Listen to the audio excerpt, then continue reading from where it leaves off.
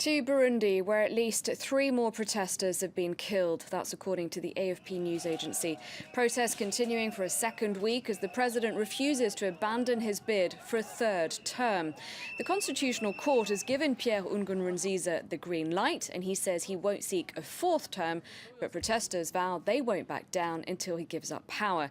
With the latest from Bujumbura, including a man killed then burned on the streets, and the African Union's reaction to the unrest, here's Duncan Woodside.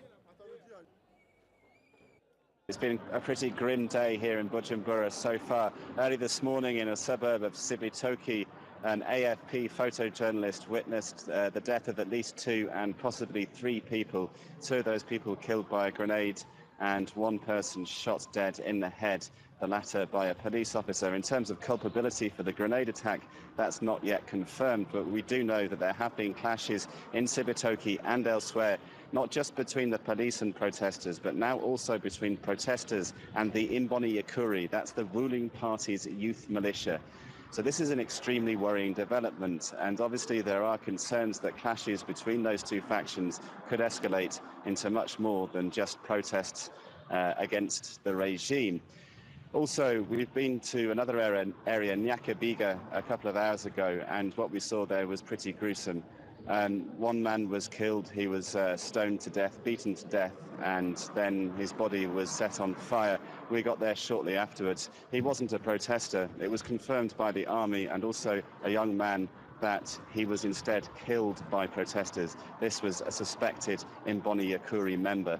And in fact, 1 man told us on camera that he was one of those responsible for killing this man. He said that he did it because he and his kin need to defend their area against incursions. So extremely volatile situation here at the moment, which could very quickly spiral out of control. Yes, and the African Union is saying that this isn't an environment in which you can hold an election. That's right, yes, the African Union having come out with that a little while ago, and that's obviously not very surprising in a context where tens of thousands of people are leaving the country in fear for their lives. And obviously we have this ongoing situation, this ongoing standoff, particularly here in Bujumbura.